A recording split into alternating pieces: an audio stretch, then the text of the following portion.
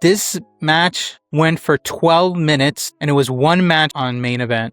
And as you can see, Michin does a style clash on main event, free YouTube show by WWE, and goes for the pin and the 2, 3. And she wins the match. And there you go. And from here, you see the graphic for the end of the show card, and the show stops. That was it. 12 minutes, one match, a style clash on free YouTube, and the show just stops. Welcome to the Tea Drop, where the brew is strong, and there's lots to talk about. One story today for this video is Giulia. This is not a conspiracy board, guys. It is just a strange little stretch of a week, a shortened episode of main event, a SmackDown Blindside, and WWE walking into the Trademark office with her ring name. Let's walk through it slowly. Now, who we're actually talking about? I don't want to start with the pin because pins without context turn into noise. Giulia did not arrive in WWE as filler. She was a Stardom headliner with that calm, heavy aura. She was a Stardom headliner with the calm, heavy aura, the kind of wrestler who can make a quiet building lean forward. When people call her a premium import, they're not just being poetic or analytical, they are describing the way she comes across whenever the camera gives her room to breathe. Now, if you guys don't know, and her real name for the record though is Elmi Gloria Matsudo, but Giulia is her ring name she used since her debut in wrestling in 2017. That is the moniker. That is the name on the entrance graphics. That is what the fans yell. Her main roster path has been uneven, though. Some weeks she feels like the future of the division. Other weeks she is having good matches on main event, with almost none of that myth building on the bigger show. Now, being on the main event is not honestly automatically an insult. It becomes a problem, though, when the wrestler has push me energy while the presentation keeps saying you can wait. Now, before this loss, Giulia had already picked up main event wins over Jordynne Grace in June and Kiana James in July. She was not invisible. She was idling. Now, then the three things stacked up in the same week when it came to Giulia. The first one is a trademark filing. Then it was a 12-minute episode of main event. And then it was a SmackDown ambush. That is the story of the week for Giulia, not just one random loss. Now, the name, what WWE can actually file. Let's go through that. Before we get to the matches from the week, we need to talk about the paperwork that became viral online. On August 18 of 2026, 2 days before the episode of main event aired, WWE filed a new United States trademark application for Giulia. The filing is under Class 041, covering entertainment and wrestling performances across live events, television, and the internet. It also includes related services like wrestling news, fan clubs, blogs, and newsletters. The standard WWE ring name package. Some people online are saying WWE copyrighted her name. Now, to be real, that is close enough for the group chat, but is not quite right in the real world. And let me explain. Copyright protects creative works like a match recording, a song, TV show, or a photograph. A trademark protects names and brands used in commerce. Here, it concerns the use and marketing of Giulia as a wrestling entertainer, including merchandise and show billing. So what is this actually about? Well, WWE first moved to protect the name of Giulia back in September of 2024. When Giulia arrived, that's when they were trying to go for it. That part is normal. WWE routinely files trademarks for ring names to protect its marketing and merchandise lanes. The August filing is a new application involving the same moniker. Some outlets describe this as a fresh filing, others frame it as an extension type move tied to the earlier paper trail. Now here's what the filing does does tell us. WWE still wants a legal fence around the name Giulia for wrestling entertainment services. Here's what it does not tell us. It is not proof that she is getting released tomorrow. It is not proof that WWE is trying to erase her. And it is not proof that her main event loss was ordered because of the filing. Now, paperwork and bad television can happen in the same damn week without one secretly causing the other. But if you're a fan of Giulia, you probably felt the timing in your stomach anyway. And honestly, I understand why. If she ever leaves WWE and the company secures this trademark in the relevant categories, continuing to use the ring name she has built since 2017 without WWE could become a little complicated. That is what people are actually anxious about. That is not a law school quiz. It is about identity. We still come back to what we were earlier talking about. But first, let's talk about what actually aired. All right. So let's talk about the main event, how they were promoting it versus what actually aired. Now, all the way up to the showtime, or at least when main event went live on YouTube, on social media, main event was publicly promoted with 3 matches that night. Maxine Dupree versus Wendy Chu, Giulia versus Michin, and Akira Tozawa versus Jasper Troy. On paper, that sounds like a normal little YouTube hour. Something for the pure wrestling crowd and something for the fans who enjoy Tozawa type chaos.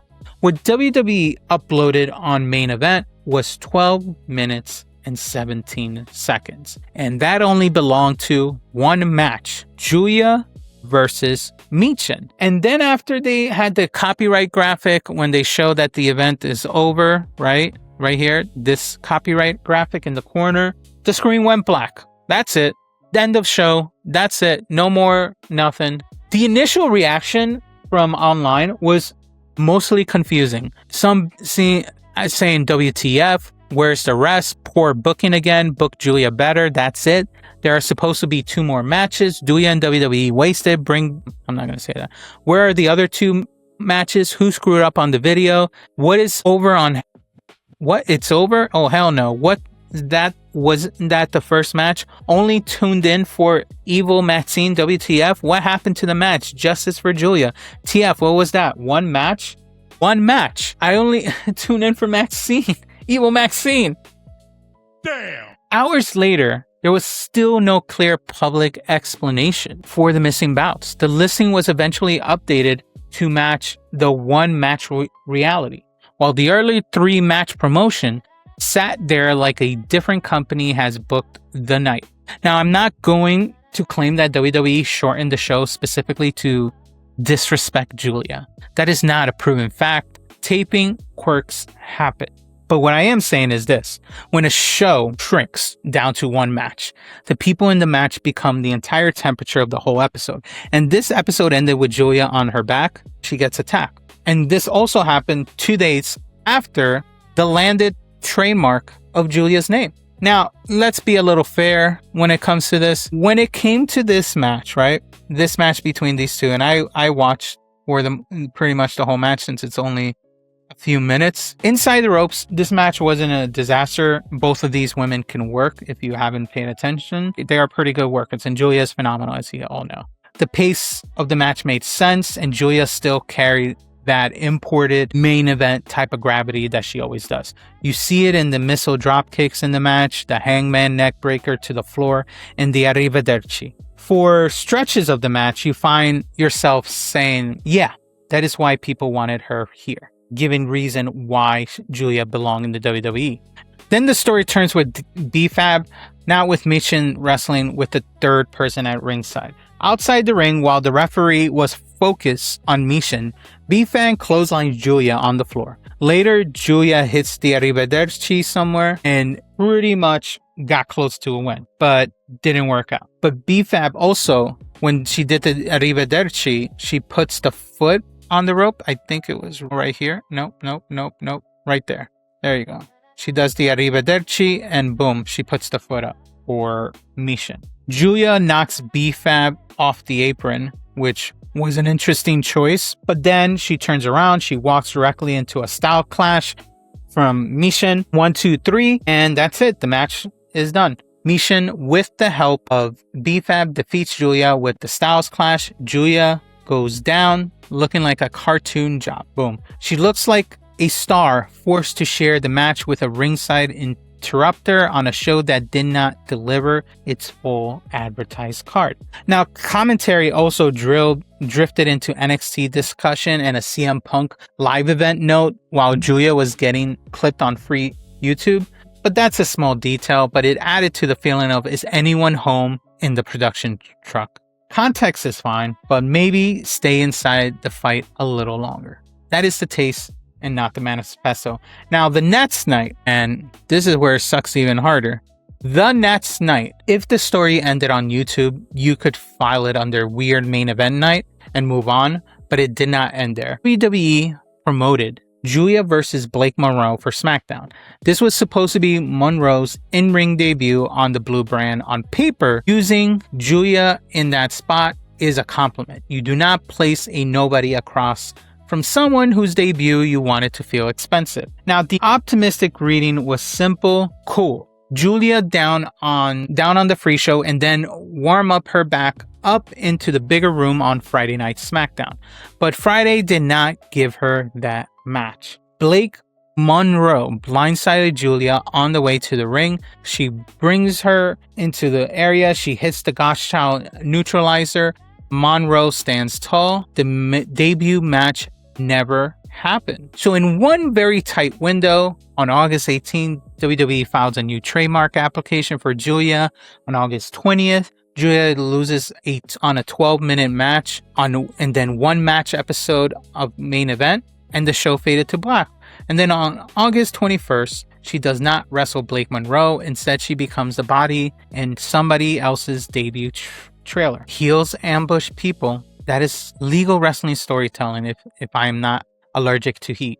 The discomfort comes from the cumulative effect of all this. The loss, the missing match, and then being used as a prop, all aimed at someone the audience is supposed to believe can main event buildings on the other side of the world. And once again, and let me be completely clear, the whole creative is burying her quote does not hold as a proven statement of intent, but don't get me wrong of being pissed about this, feeling that way. But there's no memo or podcast confession about it.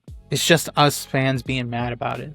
But what we can verify is the filing, the result of the runtime, the interference, the missing advertised match, and the SmackDown Blindside. We can talk honestly about how Giulia is being used without pretending we hacked the booking either. Now, for me, you do not cool down a premium import like Giulia with main event minutes. Not when those minutes are almost the entire meal of the show. Not when the pin has a manager's fingerprints all over it. And not when the match that was supposed to fit the temperature the following night never happens. Instead, Giulia gets folded so Blake Monroe can stand tall, which not many fans were happy about either. During the same week, WWE puts the fresh trademark paperwork on Giulia, the ring name she's been using since 2017. In one sense, though, it is a standard company move. In another, it is a cold little reminder that the moniker is a business asset in a company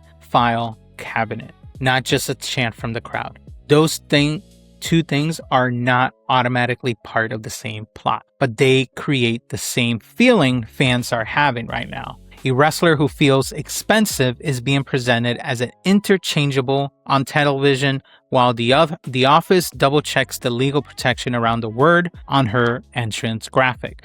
Giulia still passes the star test whenever the camera simply lets her be a star. This week's presentation did not match that. It cracked in public. 12 minutes, a fade to black, a blindside, an U.S. Patent Office receipt. What is Giulia's ceiling in WWE right now? Let me know. Rate it from 1 to 10 for all I care. Just give me a number at this point. Because honestly, who knows what her ceiling is. Maybe her ceiling hit back in NXT when she lost against Stephanie Vecchia. Maybe that was the end of Giulia. Which doesn't make sense. Because Okay, she lost the main title. That doesn't mean her career is over. So I don't get why they can't figure out what to do with her. Anyway, that's the sip. One person, 1 week, television, short matches, paperwork, and no invented villain sitting in a headset. The full episode of Main Event is linked below if you want to experience that abrupt ending for yourself. The Trademark reports will link it as well if you want the actual class for one language instead of the group chat version. Anyway, drop your thoughts in the comments. And as always, if the tea hit right, hit the like and subscribe, and I'll see you on the next video.